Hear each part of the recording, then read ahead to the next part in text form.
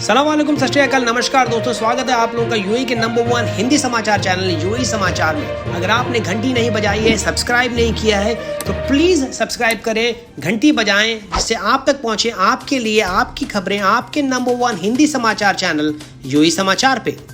तो ये है आज की बड़ी खबरें। अबू धाबी ने अनाउंस किया है कि अब अबू धाबी के अंदर घूमने के लिए किसी भी किस्म के मूवमेंट परमिट की ज़रूरत नहीं है। ये जानकारी दी है अबू धाबी मीडिया ऑफिस ने ट्वीट के जरिए।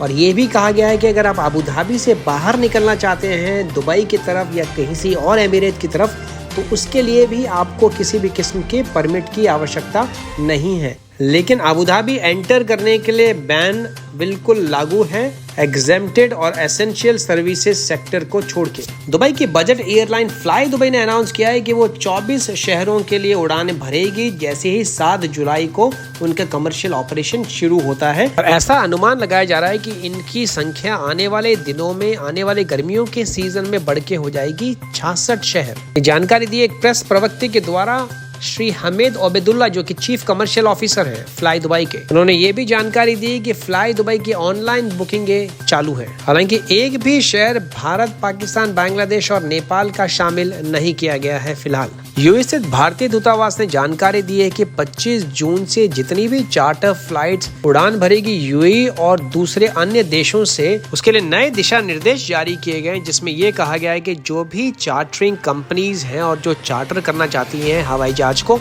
उनको खुद ही ढूंढना होगा एयर ट्रांसपोर्ट ऑपरेटर। और उसके बाद में एयर ट्रांसपोर्ट ऑपरेटर यानी जो एयरलाइन है वो अपनी डेस्टिनेशन या गंतव्य स्थान का पूरा फ्लाइट प्लान और स्टेट क्लियरेंस फॉर्म और पूरे पैसेंजर के नाम की जानकारी भेजेगी और उसके एक कॉपी भेजी जाएगी भारतीय दूतावास को। पहले तमाम प्रक्रिया की जाती थी भारतीय दूतावास के द्वारा, लेकिन अब ये सारी औपचारिकताएं पूरी की जाएगी फ्लाइट क्लियरेंस मिलने तक चार्टर फ्लाइट अरेंज करने वाली कंपनी को। यूएई सरकार ने अनाउंस किया है कि जितने भी मूवमेंट रेस्ट्रिक्शंस या मूवमेंट परमिट की जरूरत पड़ती थी किसी एमिरेट में रात को 10 बजे के बाद में, जैसे शारजा, अजमान, रास अल खैमा, दुबई के अंदर ये रात को 11 बजे से लेकर सुबह के 6 बजे तक लागू था। लेकिन अब ये सारे के सारे रेस्ट्रिक्शंस हटा लिए गए हैं। अब जो भी रेसिडेंट्स हैं, जो भी नागरिक हैं, वो आराम से फ्रीली दिन में किसी भी वक्त, रात को किसी भी टाइम पे निकल सकते हैं, बाहर जा सकते हैं और आ सकते हैं। ये जानकारी दी ट्विटर के हवाले से यूएई गवर्नमेंट के प्रवक्ता डॉक्टर अल दहेरी ने। जानकारी साझा करते हुए उन्होंने कहा कि नेशनल डिसइंफेक्शन प्रोग्राम जो कि पूरे देश में चालू था कोरोना महामारी के खिलाफ इस मुहिम में, वो अब पूर्ण रूप से खत्म हो गया है। एक वर्चुअल ब्रीफिंग के दौरान डॉक्टर अल दहेरी ने ये जानकारी दी, जिसमें कहा कि जितनी भी पब्लिक ट्रांसपोर्टेशन के साजो सामान है, जैसे कि दुबई मेट्रो, जितनी भी पब्लिक बसेस हैं, उनका पूर्ण रूप से स्टरलाइजेशन जो है वो खत्म हो चुका है। हालांकि ये एक रेगुलर प्रक्रिया है, रोज ये डिसइंफेक्शन इनका करा जाता है लोगों के स्वास्थ्य के मद्देनजर। अबू धाबी के डिपार्टमेंट ऑफ हेल्थ लोगों से आग्रह किया है कि जो स्टरलाइजेशन प्रोग्राम चल रहा है अबू धाबी में, जिसके तहत जितने भी नागरिक हैं, जितने भी रेसिडेंट हैं, उन सब की कोविड-19 की टेस्टिंग होगी पूरे अबू धाबी अमीरात में। सारी प्रक्रिया की जा रही है। जो अबू धाबी हेल्थ अथॉरिटी ने नया हेल्थ केयर प्रोग्राम शुरू किया है, इसके तहत जितने भी 60 साल के ऊपर के बुजुर्ग हैं, वो लोग जो कि जानलेवा बीमारी से ग्रस्त हैं, सबके स्वास्थ्य का बेहतर ढंग से ध्यान रखा जा सके। 24 घंटों में तकरीबन 450 कोरोना के नए केसेस निकल के सामने आए हैं संयुक्त राष्ट्र अमीरात में, जिसको मिला कि टोटल संख्या हो गई 46,133। 702 नई रिकवरीज भी देखी गई दूसरी तरफ, जिसको मिला के टोटल रिकवरीज हो गई अब तक 34,405।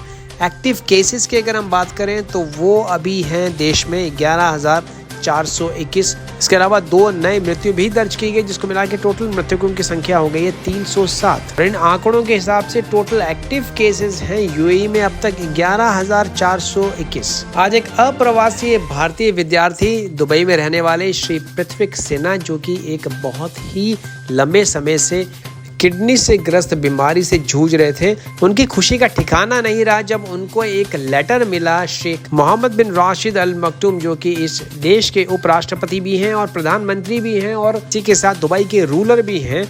और वो आगे आए हैं इस विद्यार्थी की मदद के लिए। उनका लिखा हुआ और साइन किया हुआ पत्र पहुंचाया गया आज पृथ्वी सेना को हॉस्पिटल में, जिसमें उन्होंने भरोसा दिलाया वो बिल्कुल सेफ है, सुरक्षित है यूएई में और हर संभव मदद उनकी की जाएगी।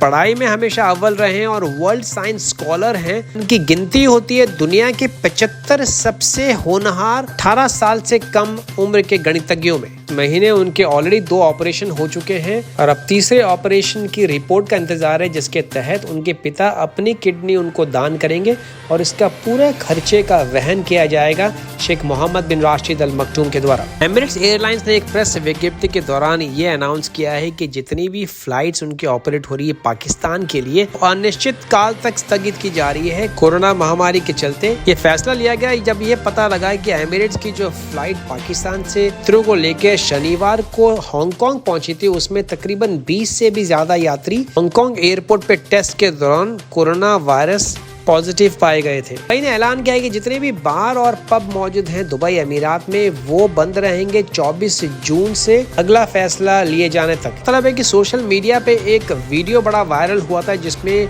स्विमिंग पूल के अंदर काफी सारे लोग जो हैं वो पार्टी का मजा ले रहे थे, आनंद ले रहे थे, लेकिन सोशल डिस्टेंसिंग के रूल्स को फॉलो नहीं कर रहे थे और इसके बाद में सरकार ने ये फैसला लिया है जिसके तहत कहीं पे भी शराब की बिक्री नहीं होगी अनिश्चित काल तक के लिए। तो ये थे आज के सबसे बड़े समाचार। अगर आपने चैनल सब्सक्राइब नहीं किया है दोस्तों तो चैनल जरूर सब्सक्राइब करें, जिससे हमको मिलता रहे प्रोत्साहन आप तक तमाम बड़ी समाचार और खबरें लाने का। मैं विजय चौधरी लेता हूँ आपसे इजाजत। मैं मिलूंगा कल नए ताजा समाचारों के साथ। तब तक रखें अपना ख्याल।